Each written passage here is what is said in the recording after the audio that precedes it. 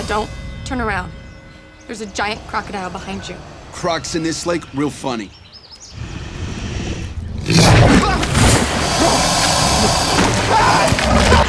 Let's go! A big hunt update was just released. Here's a quick overview of everything new and the current event. Hunt now has a Thunderstorm Map variant. To play it, you have to choose the wildcard contract. In general, the visibility is somewhat less and sound will be a little dampened on this variant. But at different times the rain will start to pour, greatly reducing visibility and the ability to hear sounds.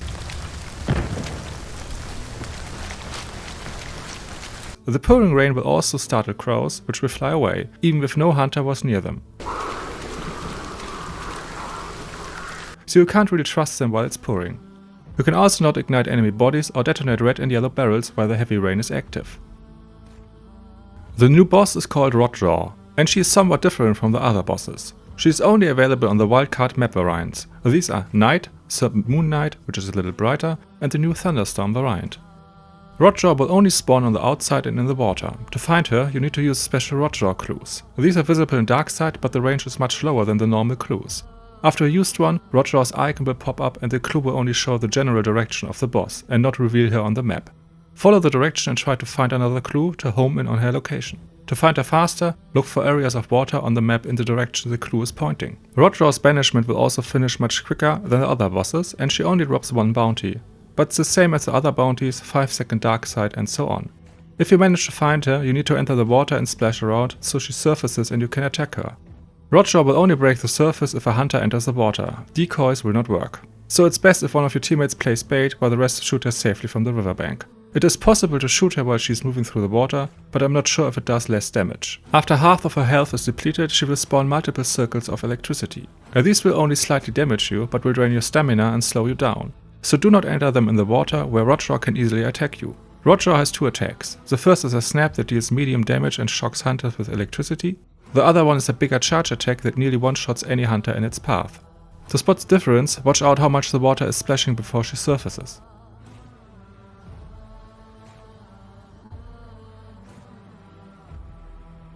The easiest way to kill her is in melee if you manage to spot her attack patterns. You can dodge both of them with the right timing. The first snap can be dodged by just circle strafing around the bubbly water. The second charge attack is much more dangerous. If you spot the splashing water, listen to her growl and then immediately move to the left or right out of her path. The growl means that she locked in on your position. Another way to kill Rotjaw is to shoot her with your guns from the riverbank, while one of your squad quickly runs in and out of the water. Or use a dynamite stick, but be sure to use the wax dynamite. It is also possible to catch her before she enters the water and throw a dynamite bundle at her, killing her instantly. But be sure to keep your distance, as she will enter the water as soon as you are near her. Also, it's a good idea to take the gator leg straight and a stamina shot if you want to hunt her. You can now enter a shooting range to test out all weapons and see their damage numbers. If you ping something, it will also show you the distance. And you can turn on PvP mode for a one-on-one against friends. Any loadout that you joined the shooting range with will be returned to you if you leave it. And several weapons were added that can be acquired through the battle pass. The bomb blade's waxed frag charge detonates with a delayed fuse and can cause bleeding damage. The small crossbow firebolt. It can ignite enemy bodies but will only explode and create a small fire that quickly vanishes. So not really useful for area denial like the poison bolt.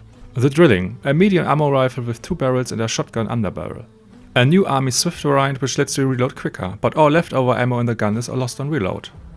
The Lemat Mark II Upper Mat is a 2-slot long ammo pistol, with 9 long ammo shots and 1 shotgun shot. No fanning or dual wield possible. The Railroad Hammer, a blunt melee weapon similar to the heavy hammer found in the world, but with less damage. The Slate Riposte, a normal slate shotgun, but now with a bayonet. And a Choke Beetle, a new Choke Beetle that lets you choke teammates from far away. And there are now deployable toolboxes and medkits. Both function the same way as the ones found on the map. There's also a small blood bond rework.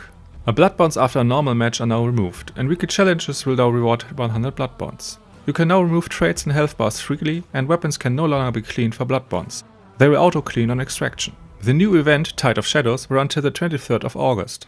There's once again a battle pass with a free option where you can unlock everything except the legendary skins for the new weapons or the new hunter. The paid battle pass, where you get the skins and the hunter, and a much more expensive battle pass where you jump ahead 10 levels. The event is pretty similar to the ones in the past. There are again 3 packs and some legendary hunters have a pack pre-selected and gain 10% more event points. If you have a hunter without a pre-selected pack, you can choose one at a supply station in a match.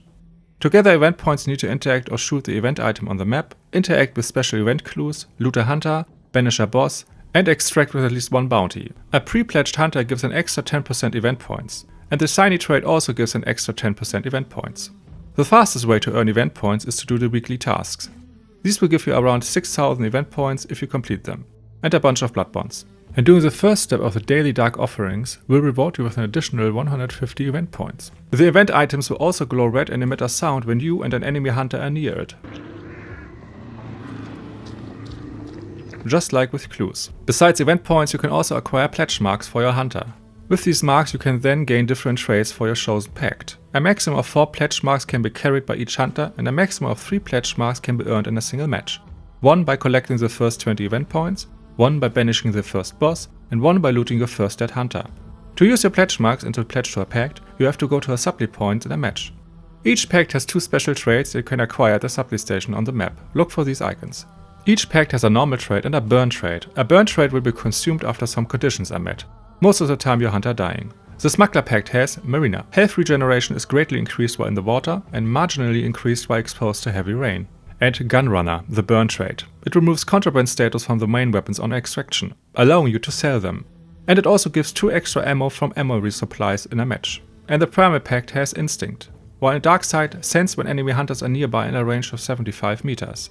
And Relentless, the burn trait.